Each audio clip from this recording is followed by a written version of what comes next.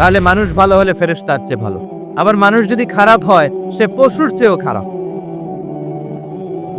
অধঃপতনে পশুত্বকে হার মানায়। তার প্রমাণ কি? তার প্রমাণ হচ্ছে যশোরের ভাইরা দেখবেন পত্রিকায় নিউজ পেপারে মাঝে মাঝে এরকম দেখা যায়, এক মানুষ আরেক মানুষকে হত্যা করে 20 টুকরা করে বস্তার ভিতরে ভরেছে। আপনারা এই নিউজ পড়েন নাই না? দেখেন নাই? দেখছেন? মানুষ মানুষকে হত্যা করে কয় টুকরা? জোরে বলেন। এখানেই ক্ষান্ত হয় না, আবার কোথায় পড়ছে? বস্তার ভেতরে।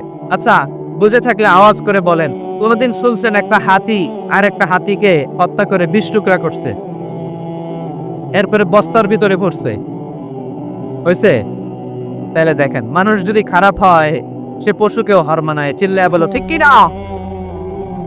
এমনও দুশ্চরিত্র মানুষ আছে যার নজর থেকে 6 মাসের ছোট্ট মেয়ে থেকে শুরু করে 80 বছরের বৃদ্ধারাও নিরাপদ নয়। পশুকেও হার মান। মানুষের ঘর জ্বালিয়ে পুড়ে মেসাকার করে দেয়, জনপদের পর জনপদ জ্বালায় দেয়, এরকম আছে না নাই? বোমা মেরে শহরগুলো উড়িয়ে দেয়। এই যে ইসরায়েল গাজার মধ্যে যে অ্যাটাক করেছে, এরা মসজিদ মানে নাই, মসজিদে বম ফেলেছে। এরা খ্রিস্টানদের চার্চ গির্জা মানে নাই, গির্জায় বম ফেলেছে। পৃথিবীর ইতিহাসে never happened in the history of the world that someone bombed on a hospital, on an ICU standard. এমন হাসপাতাল যেখানে আইসিইউ রোগীরা আছে, ওই হাসপাতালের উপরও ইসরায়েলি সৈনিকেরা বোমা মেরেছে। জোরে বলেন ঠিক কিনা? এরা মানুষ? আওয়াজ করে বলেন, এরা মানুষ না। প্রিয় ভাইয়েরা, চোখ কান নাক মুখ থাকলেই মানুষ না। যা সামনে দেখেন এগুলো সব মানুষ না, এগুলো জনসংখ্যা। এগুলো কি? সবাই বলুন, এগুলো কি? বাড়ছে জনসংখ্যা, কমছে মানুষ। বাড়ছে জনসংখ্যা, কমছে। এই দুনিয়া এখন তো আর সেই দুনিয়া নাই, মানুষ নামের মানুষ আছে, দুনিয়া বোঝাই, সেই মানুষের ভিড়ে আমার আসল মানুষ নাই। ঠিক কিনা? আসল মানুষের বড্ড অভাব, আসল মানুষের বড্ড অভাব। আমার ভাইয়েরা, মানুষ খারাপ হলে পশুকেও হার মানায়। আচ্ছা, আওয়াজ করে বলেন, এই যশোরের ছেলেরা দিক তাকাও, আওয়াজ করে বলো, যে ইসরায়েলি সোলজাররা উপর থেকে বোমা মারলো তারাও মানুষ? তারাও কি? ওরাও রক্তে মাংসে মানুষ, ওদেরও পরিবার আছে। বোমা মেরে যেই মেয়েটাকে তারা অনাথ বানায়, ইয়াতিম বানায়, ও কিন্তু বাসায় ওর মেয়েটাকে রেখে আসছে। ঠিক কিনা বলেন? বম্বিং করে যে বাবাকে মেরে, স্বামীকে মেরে স্ত্রীকে বিধবা বানায়, তারও ঘরে স্ত্রী আছে। উপর থেকে বম মেরে মানুষ মেরে দিচ্ছে, তারাও মানুষ। 1945 সালের 6 আগস্ট আমেরিকান সোলজাররা হিরোশিমায় বম মেরেছে। আমি নিজে দেখে এসেছি জাপানের হিরোশিমাতে। সকাল 8:15 মানুষ কেউ অফিসে যাচ্ছিল, কেউ খেতে খামারে কাজ করতে যাচ্ছিল। লিটল বয় নামে একটা বোম মেরেছে তারা। এই বোমের আঘাতে, পারমাণবিক এই বোমার রেডিয়েশনে আঘাতে, বোম ব্লাস্ট হওয়ার পরে মুহূর্তের মধ্যে 1,40,000 নাই। উপর থেকে যারা মারতেছে এরাও মানুষ, যাদেরকে মারলো তারাও। তার মানে মানুষে মানুষে পার্থক্য আছে না? নেই? মানুষে মানুষে পার্থক্য আছে। নাক কান চোখ মুখ থাকলেই মানুষ নয়। বাড়ছে জনসংখ্যা, কমছে মানুষ। চিল্লায় বলো ঠিক কি না? তাহলে আমরা বুঝলাম, মানুষ ভালো হলে অনেক ভালো, খারাপ হলে অনেক খারাপ। ও আমার কলিজার টুকরা যশোরের ভাইয়েরা, আসুন না 3 দিন ব্যাপী এই তাফসীরুল কোরআনের ঐতিহাসিক প্রোগ্রাম থেকে আমরা সিদ্ধান্ত নেই, আমরা ভালো মানুষ হব নাকি খারাপ মানুষ হব। কলিজা থেকে, প্রাণ থেকে আওয়াজ করে সবাই বলুন, ভালো মানুষ নাকি খারাপ মানুষ? ভালো মানুষ হইতে। ভালো মানুষ যারা জগৎটাকে এনলাইটেন করবে, যারা এনলাইটেন করবে, যারা সত্যের বীর সেনানী হয়ে দাঁড়াবে, যারা সত্যের পক্ষে কথা বলবে, যারা জালিমের মসনদকে ভেঙে খান করে দেবে। এরকম হওয়ার দরকার আছে না নাই? এরকম ভালো মানুষ আমরা হতে চাই কি চাই না? মানুষকে যত্ন নিলে মানুষ যে কত ভালো হয় আপনি কল্পনাও করতে পারবেন না। এই যে আপনাদের যশোরে যে ভালো ছেলেগুলো আছে, যে ভালো তরুণগুলো আছে, যে যুবকগুলো আছে, যে ভালো আলেমরা আছে, ভালো নেতারা আছে, সবাই যদি তাদের মতো হতো পুরো যশোরটা একটা জান্নাতের টুকরা হয়ে যেত। আওয়াজ করে বলেন ঠিক কিনা? মানুষকে নাচারিং করলে, মানুষকে পলিশ করলে, মানুষকে গ্রুমিং করলে, মানুষকে সঠিক তারবিয়া দিলে মানুষ অনন্য হয়ে ওঠে। প্রতিটি মানুষ অনন্য। আমি অনন্য, আপনি অনন্য, আমরা সবাই অনন্য। সুবহানাল্লাহ বলেন। মানুষকে আল্লাহ তাআলা দিয়েছেন অসীম ক্ষমতা, অসীম ক্ষমতা। সুবহানাল্লাহ। একটা মানুষ পারে না এমন কিছু নাই, একটা মানুষ পারে না এমন কিছু নাই। বিশ্বাস করতে হবে, মানুষ যে কল্পনা করতে পারে ওইটা মানুষ করে দেখাতে পারে। যশোরের ভাইয়ের আই রিপিট, আমি আবারও বলছি, এই চিল্লাচিল্লি করলে আমার এই গুরুত্বপূর্ণ কথা তোমরা মিস করবা। আমরা যখন আমার পিতার পৃষ্ঠদেশে ছিলাম, পিতার পৃষ্ঠদেশ থেকে শুক্রাণু যখন মায়ের গর্ভদেশে যেয়ে পড়ে, কতটা শুক্রাণু ভ্রমণ শুরু করে জানো? 20 কোটি শুক্রাণু। একবার সিমেন আউট হলে সেখানে 20 কোটি শুক্রাণু থাকে, ভ্রমণ শুরু করে। ওই 20 কোটি শুক্রাণুর মধ্যে থেকে তুমি আমি আজকে এক বিকশিত শুক্রাণু মানব রূপে পৃথিবীতে এসেছি। সুবহানাল্লাহ। ওই 20 কোটি শুক্রাণুর প্রতিযোগিতায় সবাইরে পেছনে ফেলে সেদিন আমি সফল হয়েছিলাম, সেদিন আমি বিজয়ী হয়েছিলাম। সেদিন আমি এত ছোট ছিলাম, মাইক্রোস্কোপ দিয়েও আমার অস্তিত্ব টের পাওয়া যায় না। আমি এত তুচ্ছ ছিলাম, নগণ্য ছিলাম। আমার কান ছিল না, আমার চোখ ছিল না, আমার হাত ছিল না, আমার জন্য রিকমেন্ডেশন করার মতো মামু ছিল না, খালা ছিল না, কেউ ছিল না। তারপরেও ওই প্রতিযোগিতায়, ওই কম্পিটিশনে যখন আমারে কেউ হারাতে পারে নাই, আল্লাহর জমিনেও আমারে কেউ হারাতে পারে না। হারার জন্য তোমার জন্মই হয় নাই, তুমি আসছোই জিতার জন্য। সুবহানাল্লাহ। বিশ্বনবী বলেন, আন-নাসু মাআদিন কামাআদিনি যাহাবি ওয়াল ফিদ্দা খিয়ারুহুম ফিল জাহিলিয়াতি খিয়ারুহুম ফিল ইসলাম। Peoples are like mines of gold and silver. সোনার খনি, রূপার খনি, এর চেয়ে বড় খনি হচ্ছে এই মানব সম্পদের খনি। আওয়াজ করে বলেন আল্লাহু আকবার। আল্লাহ তাআলা এই সম্পদ আমাদেরকে দিয়েছে। বিশ্বনবী বলেন, মানুষ হচ্ছে খনির মতো। খিয়ারুহুম ফিল জাহিলিয়াতি খিয়ারুহুম ফিল ইসলাম। জাহিলি যুগে যারা সেরা, ইসলামেও তারা সেরা। ইদা ফাকহু, যদি তারা বুঝবান হয় তাহলে তাদেরকে সেরা বানিয়ে দিবে কে? তাহলে মানুষের চেয়ে সেরা কেউ হতে পারে? মানুষের চেয়ে অনন্য কেউ হতে পারে? মানুষকে কেউ হারাতে পারে? আওয়াজ করে বলো, তোমাকে কেউ হারাতে পারবে? এই সাহস জাগছে আজকের আলোচনা থেকে। আমি তুমি অনন্য, আমাকে তোমাকে হারায় দেওয়া এত সহজ না, ঠিক কিনা? একটা কথা জীবনের সাথে সেট করে নিতে হবে, আমি জিতি নয় শিখি, আমি কখনো হারি না। জীবনের সাথে সেট করে নাও, জেনজি অফ যশোর, আমি কখনো হারি না, আমি হয় জিতি নয় শিখি। চিল্লায় বলো ঠিক কিনা? আমি কখনো হারি না, আমার হারানো এত সোজা না। কি সাহস জাগছে? বুকে সাহস জাগছে? তাকবীর পড়ো, লিল্লাহে তাকবীর।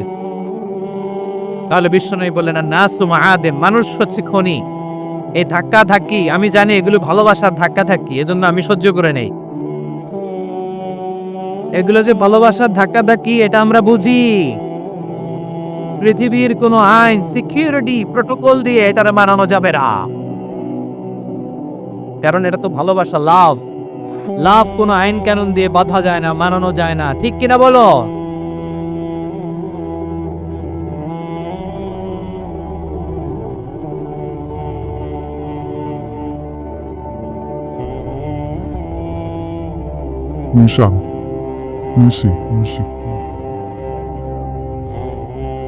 ঠিক আছে, বসুন বসুন বসুন। আল নাসু মাআদিন, মানুষ হচ্ছে খনি। এই খনির যত্ন নিতে হবে। আমার মা বাবা যারা এসেছেন, আপনার ছেলে মেয়ের যত্ন নেন। আপনার ছেলের মধ্যে যে কি পটেনশিয়াল আপনি জানেন না। আপনার এই ছোট্ট অবুঝ ছেলেটাই আগামী দিনের শায়েখ আহমদুল্লাহ হবে। আপনার হেফজখানায় পড়া ওই ছোট্ট ছেলেটাই আগামী দিনের আল্লামা মামুনুল হক হবে। আপনার ওই ছেলেটা আমির হামজা হবে, আব্দুল হাই সাইফুল্লাহ হবে। এভাবে বড় বড় আলেম হবে, তারা যুগশ্রেষ্ঠ আলেম হবে। সেই একদিন এই বাংলাদেশের পার্লামেন্টে যে বক্তব্য দিয়ে যশোরের পক্ষে কথা বলবে। আপনি জানেন না, কাউকে ছোট করবেন না, আপনি ওর কনফিডেন্স আপনি কমাবেন না, আপনি কমাতে পারেন না। প্যান্ডেলে আমার যে মা বোনেরা আছেন, ছেলে মেয়েদেরকে কখনো ছোট করে কথা বলবেন না। ও যে কোথায় যাবে আপনি জানেন না। আপনি মা হয়ে তাকে সাহস দিবেন, তার কল্পনার জগৎটাকে সাজাতে তাকে উৎসাহিত করবেন, ঠিক কিনা বলেন? আর আমার প্যান্ডেলের আমার প্রিয় শ্রদ্ধাশীলা মায়েরা বোনেরা, আপনারা তো আরো দামি সম্পদ। বিশ্বনবী বলেন, আর দুনিয়া কুল্লুহা মাতা। আল্লাহ আল্লাহ আল্লাহ, বিশ্বনবীর কথার ওজন দেখেন। আর দুনিয়া কুল্লুহা মাতা ওয়া খায়রু মাতা'আদ দুনিয়াল মারআতুস সালিহা। বিশ্বনবী বলেন, দুনিয়ায় যা দেখো সব আল্লাহর দেওয়া অ্যাসেট, মানে সম্পদ। আর এত অ্যাসেটের ভিড়ে সবথেকে শ্রেষ্ঠ সম্পদ হচ্ছে নেককার নারী। সুবহানাল্লাহ। ভাইয়েরা, বোনের সাথে খারাপ আচরণ করো না। সন্তান মায়ের সাথে খারাপ আচরণ করো না।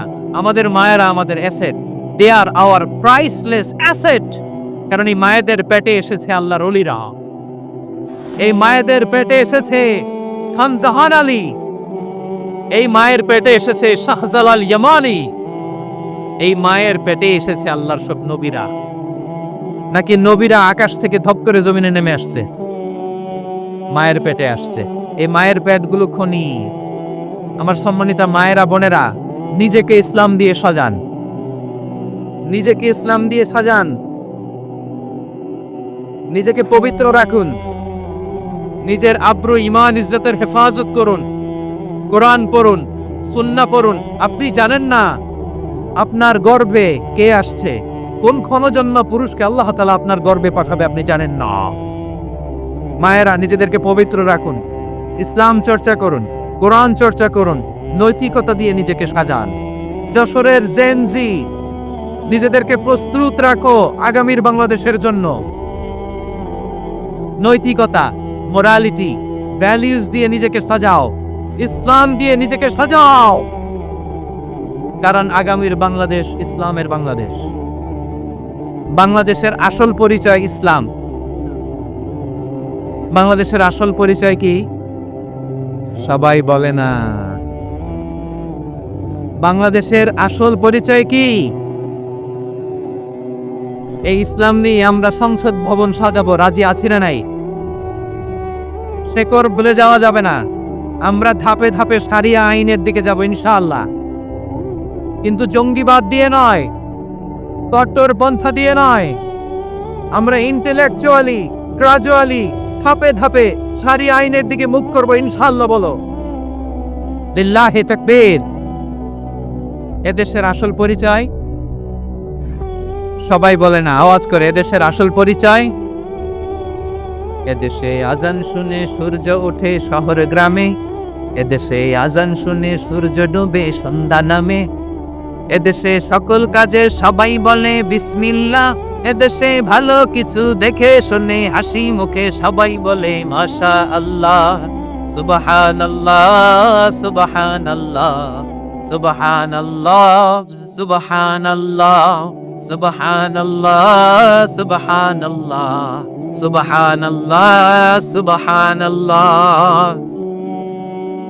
ও নবীন তরুণ, তোমার কিসের এত ভয়? জেনে রেখো বাংলাদেশের আসল পরিচয়। বাংলাদেশের আসল পরিচয় ইসলাম। আওয়াজ তুলে বলো, আসল পরিচয় কি? এদেশে পরস্পরে দেখা হলে দেয় সালাম, এদেশে আমজনতার হৃদয় জুড়ে পাক্কা আলাম, ঠিক কি না?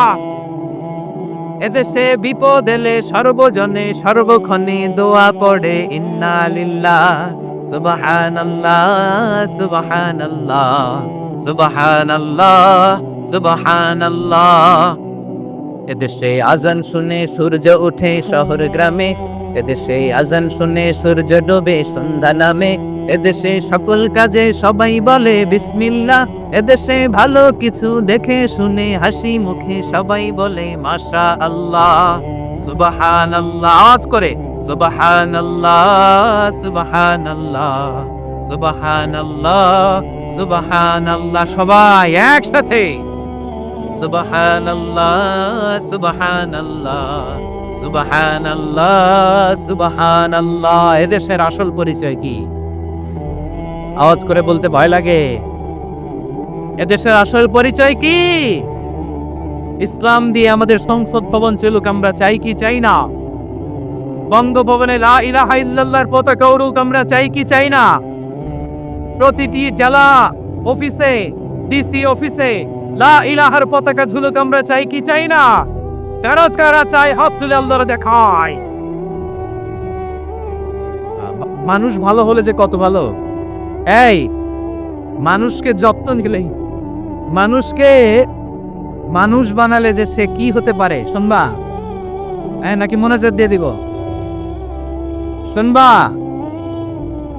তাহলে থামতে হবে। থামো, আমি যখন বলবো থামো থামো। তাকবীরের সময় দিলে তাকবীর। থামো থামো। মানুষকে যত্ন নিলে, এদিকে এদিকে ড্রোন নামায় ফেলো। হয়েছে, ড্রোনের ফুটেজ হয়ে গেছে, এবার ড্রোন নামায় ফেলো। আমার দিকে তাকাও। মানুষকে, তোমরা এদিক সেদিক তাকালে তো গুরুত্বপূর্ণ পয়েন্ট মিস হয়ে যাবে। এদিকে এদিকে, হ্যাঁ ঠিক আছে। মানুষকে যত্ন নিলে মানুষের মধ্যে যারা কি পটেনশিয়াল রেখেছে। আমি জাপানের দুইটা উদাহরণ দেই। জাপানের এইভাবে হবে হবে হয় বসো নয় পেছনে, কথা নেই। কথা তো বলাই যাবে না, হারাম কথা বলা। আজকে একেবারে চুপ। আজকের জন্য হারাম করে দিছে আমি, কিছু সময়ের জন্য একেবারে নিষিদ্ধ। জাপানের দুইটা উদাহরণ দেই, খেয়াল করে একটু শুনেন, বুঝবেন। আল্লাহ, 2022 সালে জাপানের সাথে জার্মানির খেলা, ফিফা ওয়ার্ল্ড কাপ 2022। এক পক্ষে জাপান, আরেক পক্ষে কোন দেশ? কথা শুনে নাই। এক পক্ষে কোন দেশ, আরেক পক্ষে সবাই। এক পক্ষে আরেক পক্ষে। ওই খেলায় জিতেছিল জাপান, জিতেছিল 22 সালের এই ফিফা ওয়ার্ল্ড কাপে। জাপান ফুটবল খেলায় জিতে as a part of their celebration তারা খেলার পরে পুরো স্টেডিয়াম তারা ক্লিন করে। The fan base of Japan, lakh lakh মানুষ খেলা দেখতে যায়, তো এত ডাস্টবিনও তো নাই। তো যারা ডাস্টবিনে জায়গা পায় নাই, তারা এই যে চকলেটের প্যাকেট, পানির বোতল, চিপসের প্যাকেট তারা এদিকে সেদিকে রেখে দিয়েছে। জাপানের ভক্তরা, জাপানের ফলোয়াররা as a part of their celebration তারা খেলার পরে পুরো স্টেডিয়ামের সব ময়লা আবর্জনা ক্লিন করে তারপরে বিদায় নিয়েছে। তাদেরকে কি ক্লিন করার দায়িত্ব দেওয়া হয়েছিল? এই যশোর, জাপানের যে ছেলেরা খেলা দেখতে গেছিল ওদেরকে কি ক্লিন করার দায়িত্ব দিছিল? তারা কি স্টেডিয়ামের পরিচ্ছন্নতা কর্মী? তাদের আকল, তাদের সিক্স সেন্স তাদেরকে বলেছে। ছোটবেলা থেকে জাপান গভর্নমেন্ট ওদেরকে এত পরিচ্ছন্নতা শেখায়, ক্লিনলিনেস ওয়াননেস ক্যাম্পেইন করায়। ক্লাসে আমি দেখেছি, ক্লাসে নিজের বেঞ্চ নিজে মুছে, ক্লাসের মাঝখানে একটা সময় দেয়, নিজের টেবিল নিজে মুছে, নিজের ক্লাসরুমটা নিজে পরিষ্কার করে। রাস্তাঘাটে একটা ধুলা নাই, ময়লা নাই, একটা টিস্যু নাই। খেলার পরে গোটা বিশ্বকে তাক লাগিয়ে দিয়েছে। জাপানের ফ্যানরা সবার রেখে যাওয়া গার্বেজ, টিস্যু, বোতল পরিষ্কার করে তারপরে স্টেডিয়াম থেকে বিদায় নিয়েছে। আমরা কেন এমন হইতে পারলাম না?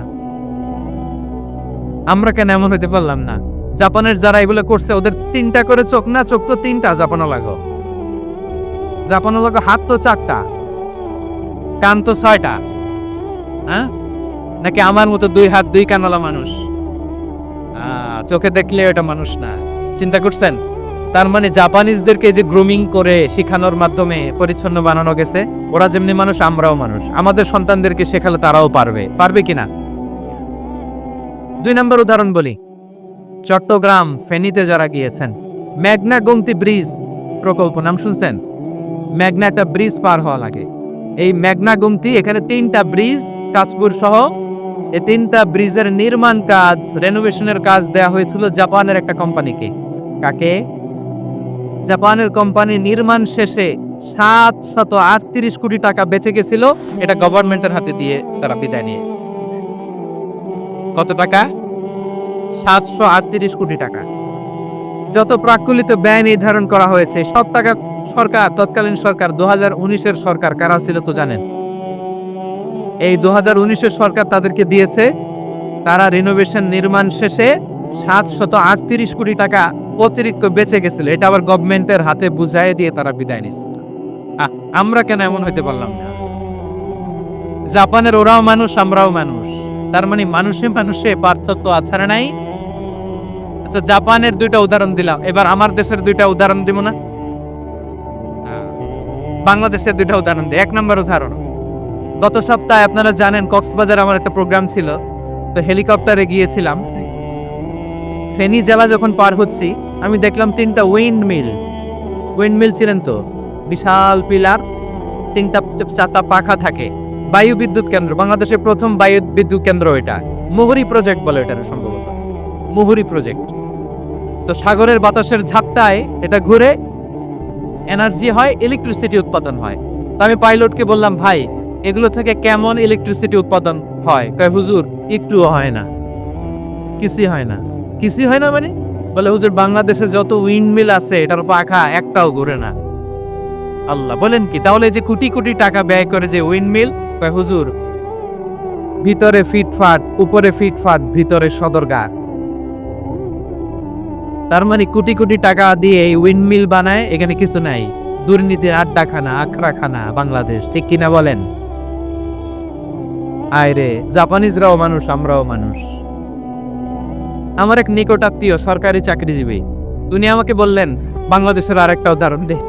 উনি আমাকে বললেন যে প্রতি বছর আমাদের অফিসের ফার্নিচার চেঞ্জ করে। আমি বললাম, প্রতি বছর ফার্নিচার চেঞ্জ করে কেন? বলে যে ফার্নিচার নতুন পারচেজ করলেই তো ওইখানে টাকা, নতুন কিনতে পারলেই টাকা, নতুন উন্নয়নের সবক শোনাতে পারলেই টাকা।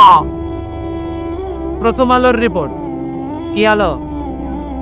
প্রথম আলোর রিপোর্ট। গত 15 বছরে উন্নয়নের নামে লুটপাট হয়েছে প্রায় 3.25 লাখ কোটি টাকা।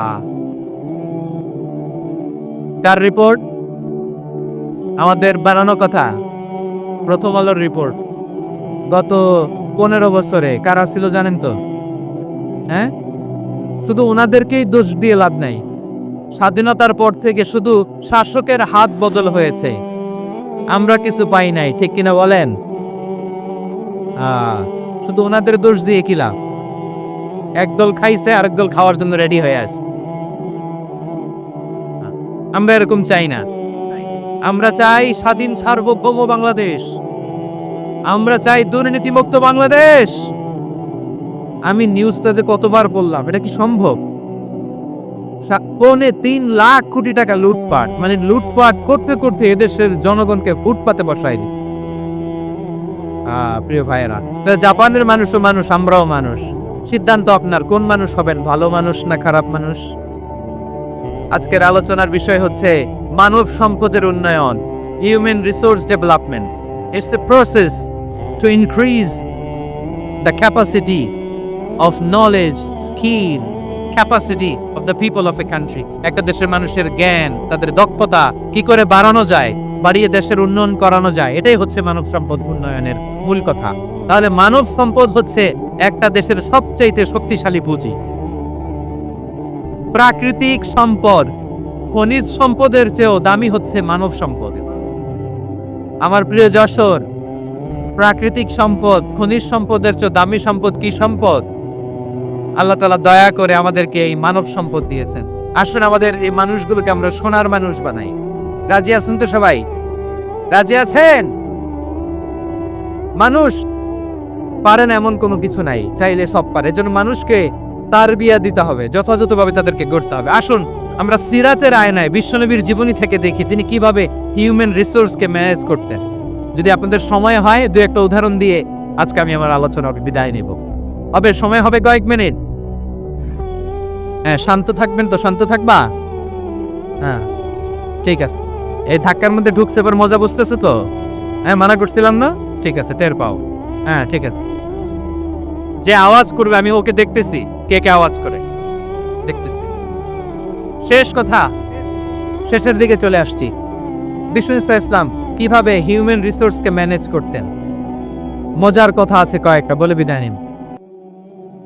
বিশ্বনবী কিভাবে এই মানব সম্পদকে ম্যানেজ করতেন। বিশ্বনবী he was a very good talent hunter, চৌকস ট্যালেন্ট হান্টার ছিল। কার মধ্যে কি ট্যালেন্ট আছে দেখলেই বুঝে ফেলতেন। সুবহানাল্লাহ পড়বেন না? কি নবী আমরা পেয়েছি, he was a very good talent hunter. আমার নবী তিনি চৌকস ট্যালেন্ট হান্টার ছিলেন। কার মধ্যে কি প্রতিভা বের করতেন, ওই প্রতিভাকে ইসলামের কল্যাণে কাজে লাগাতেন। সুবহানাল্লাহ বলেন। যাকে যেই জায়গায় সেট করলে ভালো হবে তাকে ওই জায়গায় সেট করতেন। কয়েকজন সাহাবীর জীবনী শোনাই। আবু মাহজুরা রাদিয়াল্লাহু তাআলা আনহু, মক্কার মুয়াজ্জিন, আগে ছিল মুশরিক, পরে হয়েছে মুমিন। উনি কিভাবে মুমিন হইলেন এই ঘটনাটা একটু আপনাদের শোনাতে চাই। তা আপনাদের তো সময় নাই হাতে, হ্যাঁ সময় আছে? এই জেনজি শেষ করে দিল আজকে প্রোগ্রামটা। 1 ঘন্টা ধাক্কা ধাক্কি করে কেমনে দাঁড়ায় আছে আমি বুঝলাম না।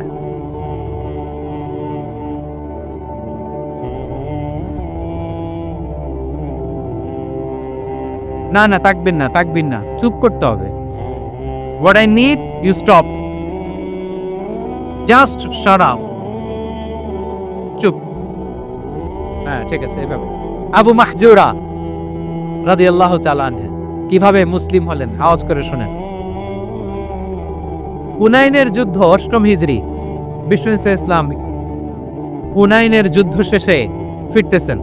ইতিমধ্যে বেলাল রাদিয়াল্লাহু তাআলা আনহু, এই যে আবার কথা, আই রে আল্লাহ রে, এখানে ধাক্কা ধাক্কি কেন? চলে যাও, পেছনে যাও, পেছনে যাও। কি আজীব তামাশা, যেখানে যায় এখানে ধাক্কা ধাক্কি, মারামারি, গায়ের উপরে কাঁধের উপরে শাউটিং। অনেক গুরুত্বপূর্ণ কথা পয়েন্ট করে নিয়ে আসি যে বলবো, এই শাউট করার কারণে প্রোগ্রামটাই নষ্ট করে দেয়। আসছে আমার ভালোবাসা দেখাইতে, প্রোগ্রামটা শেষ করে দিয়ে চলে। স্টপ। আবার কথা বল, আবার স্টপ। হুনাইনের যুদ্ধে 8ম হিজরি, কত হিজরি সবাই বলেন না একটু, কত হিজরি? 8ম হিজরিতে হুনাইনের যুদ্ধে রাসূল সাল্লাল্লাহু আলাইহি ওয়াসাল্লাম ফিরে আসতেছেন মদিনায়। প্রতিমধ্যে বেলাল রাদিয়াল্লাহু তাআলা আনহু আযান দিচ্ছেন। কি দিচ্ছেন? তো পাশে ছিল মুশরিকদের একটা পল্লী, কিছু মুশরিক তরুণ, কিছু অমুসলিম কিশোর, তারা আযানকে ব্যঙ্গ করতেছে। আমাদের বাংলায় মুখ ভেঙ্গানো বলে আর কি। বেলাল রাদিয়াল্লাহু তাআলা আনহু আযান দিচ্ছেন, ওই বাচ্চাগুলো মুশরিক, তো ওরা আযানকে ব্যঙ্গ করতেছে, বিকৃতি করে ওরাও আযান দিচ্ছে। উদ্দেশ্য হচ্ছে আযানকে নিয়ে ঠাট্টা করা। উদ্দেশ্য কি? ঠাট্টা করা। ব্যাপারটা মনে কষ্ট পাওয়ার মতো ব্যাপার না? কিন্তু বিশ্বনবী ওইখানে দেখেন কি খুঁজলেন। বিশ্বনবী খেয়াল করলেন অমুসলিম কিশোরদের মধ্য থেকে একটা কিশোরের গলাটা বড় দরাজ গলা, কণ্ঠটা বড় সুন্দর। খেয়াল করে দেখলেন যে কিছু কিশোর বেলালের আযানকে ব্যঙ্গ করে, বিকৃতি করে, কিন্তু একজনের কণ্ঠ দেখতে পাচ্ছেন না এত দূরে, কিন্তু কণ্ঠটা বড় সুন্দর, দরাজ গলা। বিশ্বনবী সাহাবীদেরকে বললেন, ধরো এগুলারে, ধরো। সবগুলারে ধরে বিশ্বনবী সামনে আনা হলো। ওরা হাঁটু গেড়ে বসলো। বিশ্বনবী বললেন, তোমাদের মধ্যে কে যেন ব্যঙ্গ করে আযান দিচ্ছিল, তার গলাটা বড় উঁচু, গলার বেসটা বড় মজবুত, মেলোডিয়াস, সুমধুর কণ্ঠ, কে? আবু মাহজুরা বলে, আমার বন্ধুরা সবাই আমার দিকে আঙ্গুল দেখায়, আমি পড়ে গেছি বিপদে। রাসূল সাল্লাল্লাহু আলাইহি ওয়াসাল্লাম বাকি অমুসলিম তরুণদেরকে ছেড়ে দিলেন, বললেন তোমরা যাও। এবার আবু মাহজুরারে পাইছে। আবু মাহজুরার চুলের মধ্যে হাত দিলেন বিশ্বনবী, মাথায় হাত দিয়ে বললেন, এবার আযান দাও দেখি। আবু মাহজুরা বলে, আমি তো আযান দিতে জানি না, কারণ আমি তো বেলালেরটা শুইনা দিছি, আমার তো মুখস্থ নাই, আমি তো আযান দিতে জানি না। বিষ্ণু বললেন, জানো না? তাহলে আসো, আমি তোমারে শিখাই দেই। সুবহানাল্লাহ পড়ে। আবু মাহজুরা হাঁটু গেড়ে বসে, বিশ্বনবীর মোবারক হাত আবু মাহজুরার চুলের মধ্যে। বিশ্বনবী আযানের মুআল্লিম আবু মাহজুরাকে বলতেছে, ঠিক আছে তোমারে শিখাই দিচ্ছি, আমি যা যা বলবো আমার সাথে সাথে বলো, পারবা? আবু মাহজুরা বলে, পারবো। বিশ্বনবী আযান দিচ্ছেন, মাথায় হাত দিয়ে আল্লাহু আকবার, আল্লাহু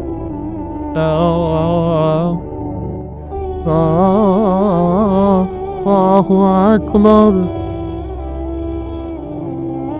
আবু মাহাজুরা এই বাক্যটা পড়লেন। বিশ্বনবী দ্বিতীয় বাক্য পড়তে আরম্ভ করলেন, আল্লাহু আকবার, আল্লাহু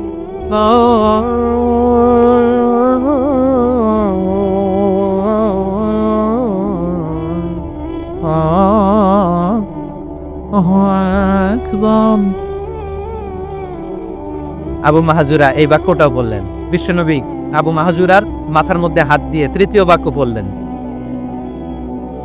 আশহাদু আল্লা ইলাহা ইল্লাল্লাহ।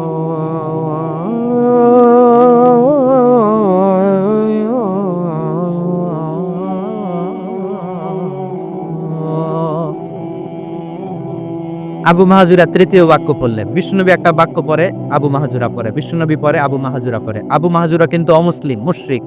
আবু মাহাজুরা বলে, এক একটা বাক্য পড়ি আমার কলিজাটা গলে ঠান্ডা হয়ে যায়। এতদিন মোহাম্মদকে গালি দিতাম, এখন মোহাম্মদ আমার মাথায় যখন হাত রাখছে আমার সারা শরীর ঠান্ডা হয়ে গেছে। বিশ্বনবী আজান শিখাচ্ছেন, একটা একটা বাক্য পড়ে আবু মাহাজুরাও পড়ে, বিশ্বনবী পড়ে আবু মাহাজুরাও পড়ে। পুরো বাক্যগুলো যখন শেষ, আজান শেষ, আবু মাহাজুরাও যখন পুরো আজান করলেন, আবু মাহাজুরা বললেন, এতদিন মোহাম্মদের চেহারা দেখলে আমার ঘৃণা লাগতো, আজ থেকে মোহাম্মদের চেহারার চেয়ে প্রিয় চেহারা আমার কাছে নাই।